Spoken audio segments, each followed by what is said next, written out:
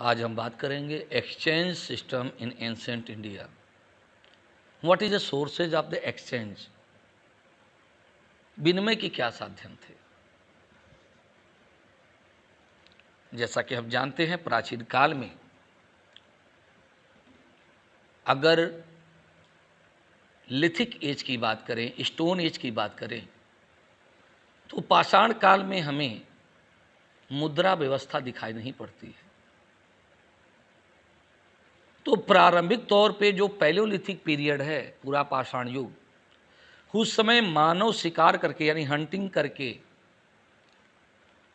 आहार को संग्रहित करके अपना जीवन निर्वाह करता था, सरवाइव करता था। उस समय जो कबीले थे वे एक दूसरे के शत्रु थे, अर्थात भोजन को लेकर के आपस में उनमें संघर्ष होते थे। इसलिए उस काल में वस्तुओं को बदलने की वस्तुओं का विनिमय नहीं होता था। परंतु कुछ समय बाद कबीलों को अपनी वस्तुएं बदलने की आवश्यकता प्रतीत हुई।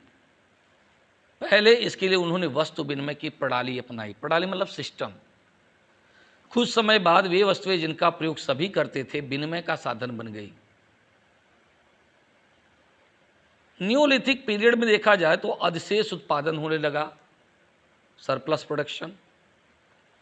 तो भोजन की आवश्यकता सबको सामने नजर आई।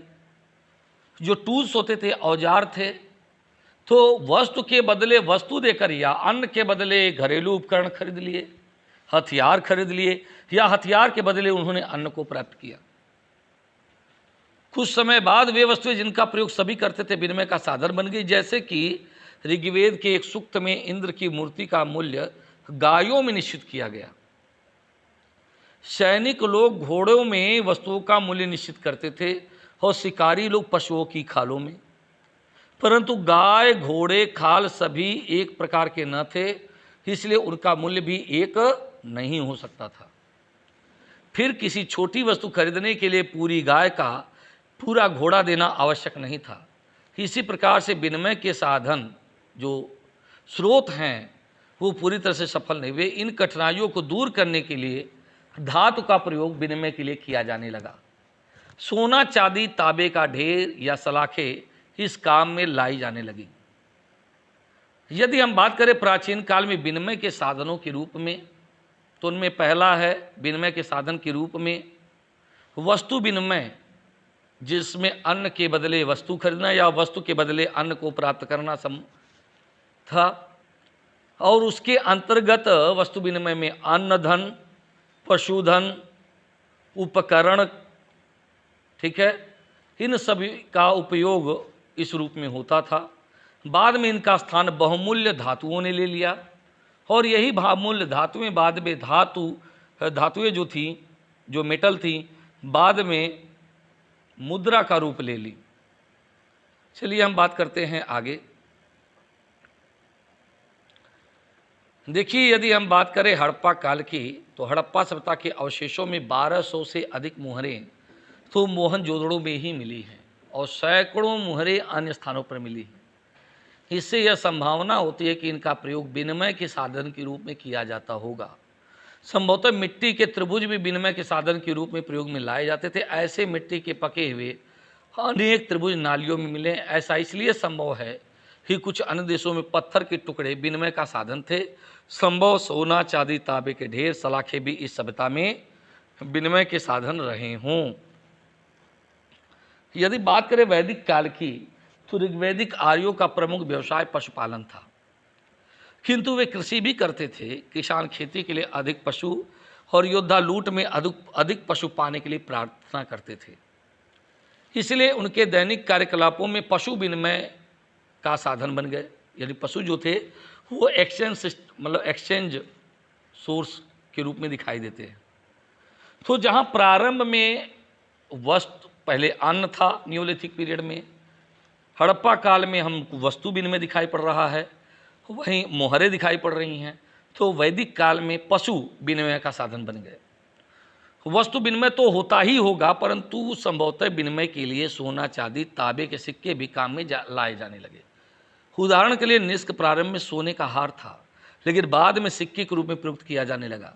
ऋग्वेद में एक प्रसंग मिलता है कि एक गायक को 100 निष्क और 100 घोड़े पुरस्कार रूप में मिले। उत्तर वैदिक काल में निष्क का प्रयोग सिक्के के रूप में अनेक ग्रंथों में मिलता है। वैदिक साहित्य में मना का भी सोने के सिक्के रूप में प्रयोग हुआ है। वैदिक काल में चादिक के सिक्के रई का उल्लेख मिलता। संभवतः सोने के ढेर हिरण पिंड का भी विनिमय के लिए प्रयोग किया जाता था। तो उस काल में देखेंगे तो मना, हिरण्य, निष्क ये सभी क्या हैं? विनिमय का साधन थे। वैदिक साहित्य में निष्क की तोल का उल्लेख नहीं है, किंतु मनु और विष्णु के अनुसार, विष्णु पुराण के अनुसार निष्क की तौल सुवर्णों की तौल के बराबर होती थी और एक सुवर्ण 332 रत्ती के बराबर होता था, और जो शतमान होती थी उसकी वो 100 रत्ती के बराबर होती थी।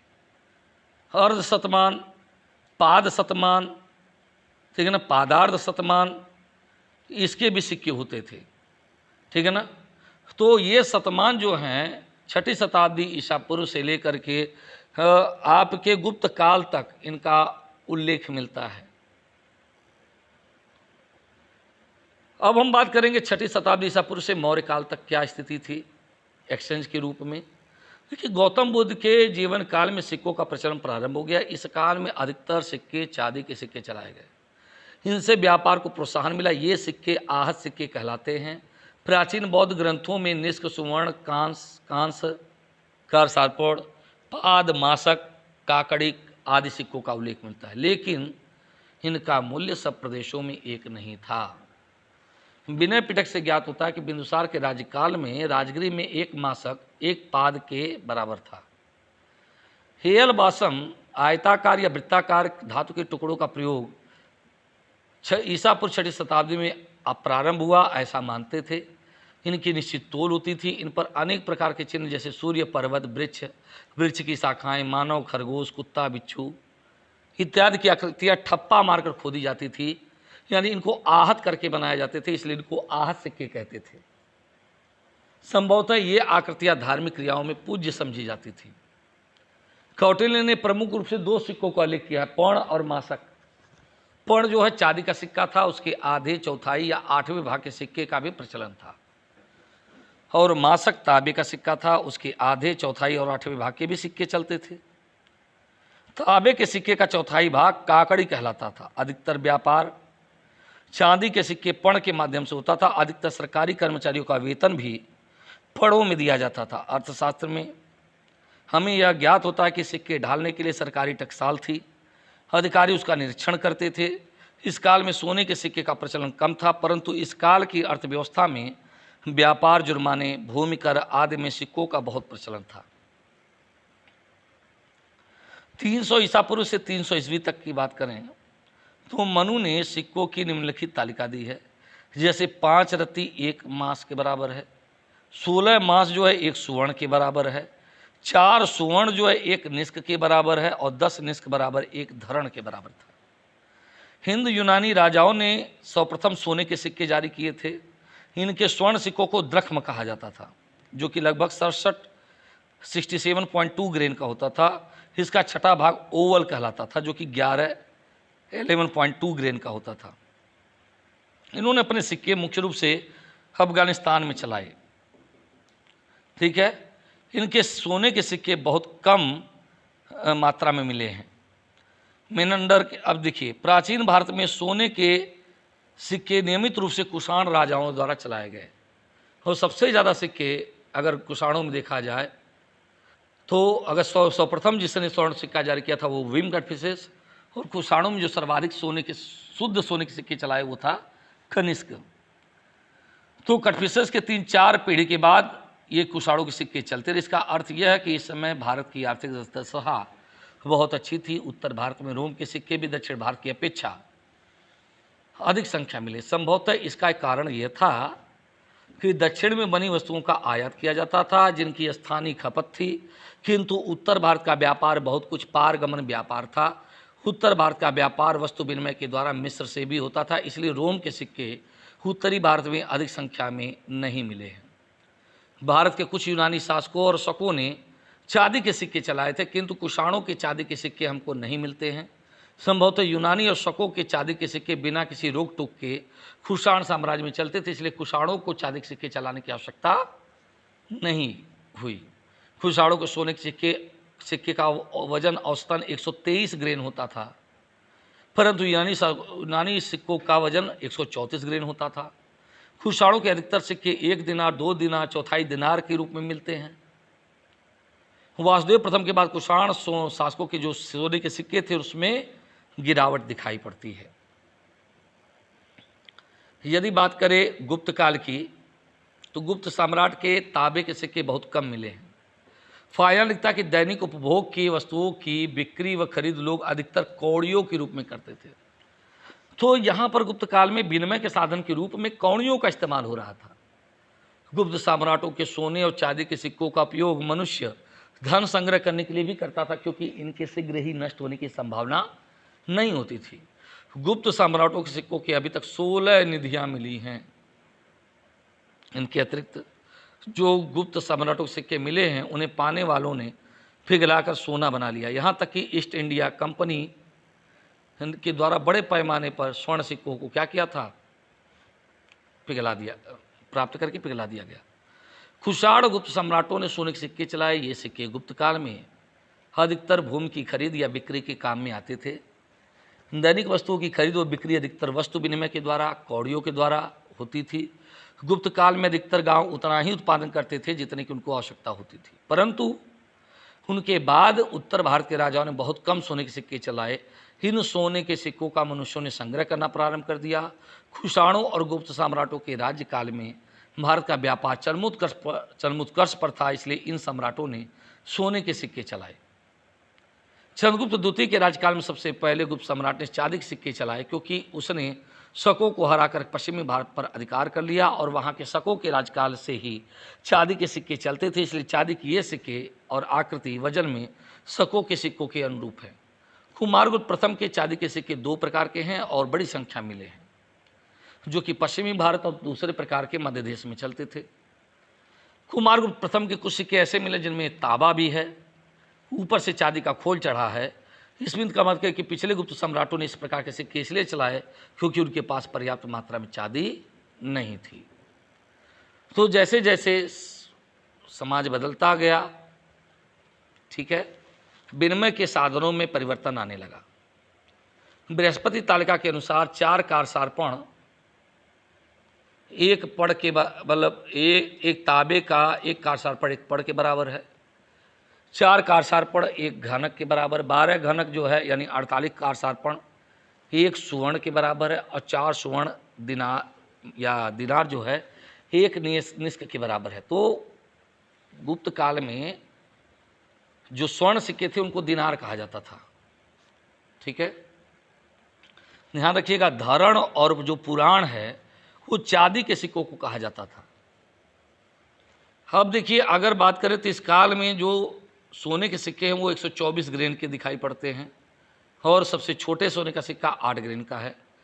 देखिए, गुप्त काल में धन की कीमत यानी विनिमय मूल्य बहुत अधिक थी। 2, 3 या 4 दिनार में एक व्यक्ति काफ़ी बड़ा भूमिखंड यानी एक कुल्यवाप खरीद सकता था।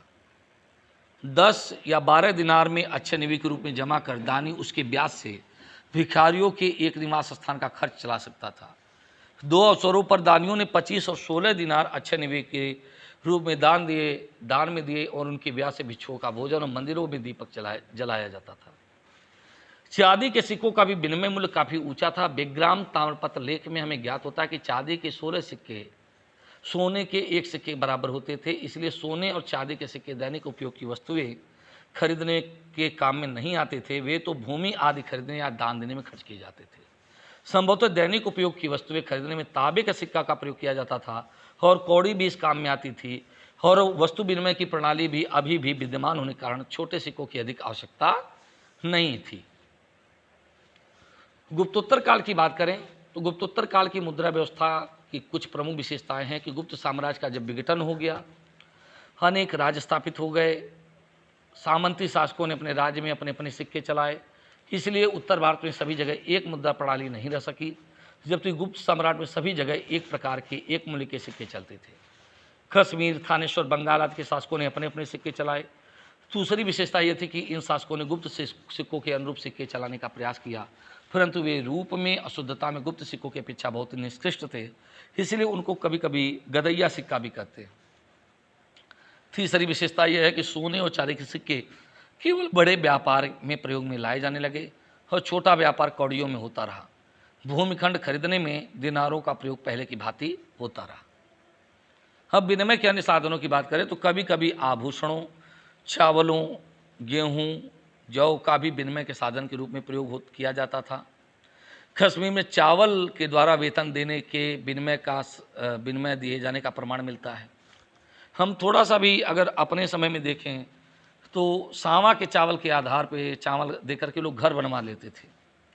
खौड़ियाँ तो विनिमय का साधन प्राचीन काल से थी ही। पशुधन भी विनिमय का साधन माने जा सकते हैं। 20 कौड़ी बराबर 1 काकड़ी और 4 काकड़ी बराबर 1 तांबे का पड़ और 16 पड़ 1 चांदी का द्रव्य, लेकिन ये दरें समय के साथ बदलती रहीं।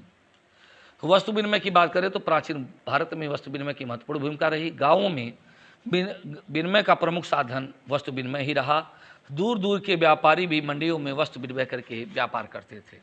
ठीक है, तो ये आपका exchange system in ancient India complete हुआ।